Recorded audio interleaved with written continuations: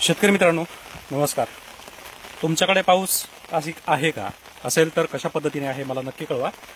परंतु आज हा पावसात व्हिडिओ बनवण्याचं कारण काय, तर हे मी तुम्हाला स्पष्ट करणार आहे.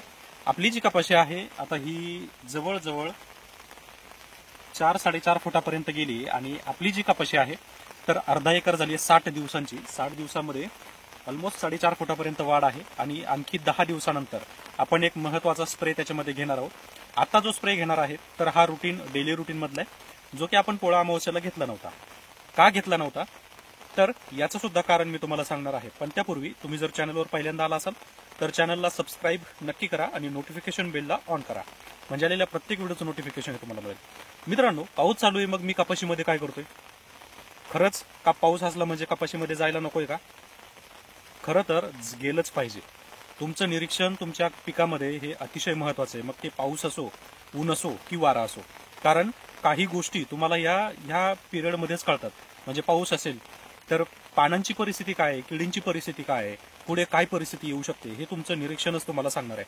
आता आपली फक्त एक फवारणी झाली आहे आणि आता आपल्याला दुसरी फवारणी ही उद्या करायची. कोणती करायची हे मी तुम्हाला उद्याच्या व्हिडिओमध्ये सांगणार आहे. परंतु आजचा जो महत्वाचा मुद्दा आहे तो म्हणजे कापूस पिकावर आता तुम्हाला काही प्रमाणामध्ये, काही म्हणण्यापेक्षा खूप जास्त प्रमाणामध्ये थ्रिप्सचा अटॅक आणि त्यासोबतच पातेगळ ही समस्या तुम्हाला खूप जास्त जाणवणार आहे.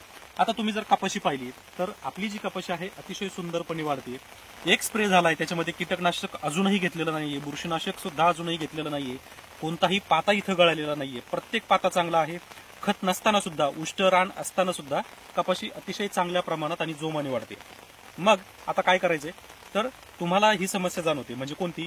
तर थ्रिप्स जाणवत असेल तर महत्वाचा स्प्रे आहे हा, तुम्ही निग्लेक्ट करू नका किंवा याच्या पलीकडे दुसरा कोणता वापरू नका. याचं कारण असं की जो स्प्रे मी तुम्हाला सांगणार आहे हा थ्रिप्स विरोधी अतिशय चांगलं काम करतो. फक्त याच्यासाठी काही कंडिशन मी तुम्हाला सांगणार आहे. ज्या कंडिशन जर तुम्ही पाळल्या तर थ्रिप्स हा 100% तुमच्या प्लॉटमध्ये येणार नाही याची खात्री मी तुम्हाला देतो. आता याच्यामध्ये काय करायचंय तर एक कीटकनाशक तुम्हाला याच्यामध्ये वापरायचं, जरी प्रोफेक्स सुपर तुम्ही घेतला असेल तरी. कारण काही शेतकऱ्यांची कॉल मला आले आणि परिस्थिती पाहता हे वातावरण तयार होतंय आणि त्यामध्ये थ्रिप्सचा प्रमाण वाढतोय, याच्यामध्ये काही वावगं नाहीये. तर आपल्याला काय करायचंय, इमिडाक्लोप्रिड 40% आणि फिप्रोनिल 40% हा कंटेंट असलेलं कीटकनाशक वापरायचंय. आता हे मार्केटमध्ये उपलब्ध आहे का? तर खूप साऱ्या नावाने, म्हणजे फ्लुएन्स नावाने आहे, लिसेंटा नावाने आहे, आर्मर नावाने आहे, खूप वेगवेगळ्या नावाने वेगवेगळ्या कंपन्यांचं औषध हे तुम्हाला मिळतं. तर तुम्हाला जर एक ब्रँड पाहिजे असेल तर तुम्ही लिसेंटा वापरू शकता. किती वापरायचं आहे तर प्रति एकरसाठी फक्त 40 ते 50 ग्रॅम, याच्यापेक्षा जास्त वापरायचं नाहीये. कारण जे थ्रिप्स सध्याच्या परिस्थितीमध्ये अचानकपणे वाढत आहेत तर याच्यासाठी जो फिप्रोनिल कंटेंट आहे हा अतिशय महत्वाचा आहे. फिप्रोनिलची फवारणी झाल्यानंतर परत तुम्हाला आपल्या कपाशीला त्रास नको हे जर वाटत असेल तर त्याच्यामध्ये तुम्हाला ताकंडीची परत एक फवारणी, म्हणजेच फ्लुएन्स असेल किंवा लिसेंट असेल, याची फवारणी झाल्याच्या नंतर साधारण 7 दिवसांनी आपल्याला पुन्हा ताकंडीची फवारणी करायची आहे. ताकंडी हे जुनच असलं पाहिजे, नवीन असेल तर त्याचा फायदा फारसा काही होणार नाही. आता ही फवारणी केल्यानंतर आपल्याला पिकामध्ये चांगल्यापैकी ग्रोथ दिसून येईल आणि जी थ्रिप्स आहे तर थ्रिप्सला कुठंतरी कंट्रोल मिळेल. आता वाढ जी आहे, पुढे जी पातेगळ तुम्हाला जाणवणार आहे, आता याच्यामध्ये तुम्ही जर वॉटर सोल्युबल किंवा 05234 लिओसिन घेतलेलं असेल तर CMB हे कॉम्बी वापरा, म्हणजे कॅल्शियम, मॅग्नेशियम आणि बोरॉन, किंवा बोरॉन दिलं तरी सुद्धा फवारणीतून चालेल.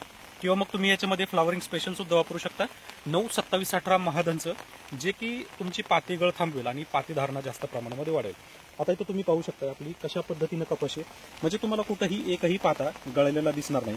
त्यासोबतच आता इथं तुम्ही पाहू शकता की आपण ही गळफांदी जी आहे तर या गळफांदीचा शेंडा सुद्धा छाटलाय, 60व्याच दिवशी छाटलाय. का तर जी वाढ मला कपाशीची पाहिजे ती अपेक्षित आहे आणि 5 फळफांद्या ज्या आहेत तर आपल्या गळफांदीला लागलेल्या आहेत. त्यामुळे आपण जी पण मोठी झाडं आहेत त्यांचा शेंडा लगेच छाटतोय, गळफांदीचा, फळफांदीचा अजून नाही. कारण जे फुटवे आपल्याला पाहिजेत ते फुटवे अजून तयार नाहीत. मग तुम्ही आता काय करताय मला नक्की सांगा आणि तुमचं नियोजन कशा पद्धतीनं आहे मला देखील कळवा. त्यासोबतच व्हिडिओ आवडत असतील तर व्हिडिओला लाईक नक्की करा आणि शेअर जास्तीत जास्त शेतकऱ्यांपर्यंत करा. त्यासोबतच येणारी समस्या आहे थ्रिप्स. लक्षात ठेवा, थ्रिप्स हा खूप मोठ्या प्रमाणामध्ये येणार आहे, त्यामुळे औषध तयार ठेवा. वातावरण साफ असेल तेव्हा फवारणी घ्या. वेळीच येणाऱ्या अडचणीला टाटा बाय बाय करा, जेणेकरून तुम्हाला पुढे अडचण येणार नाही.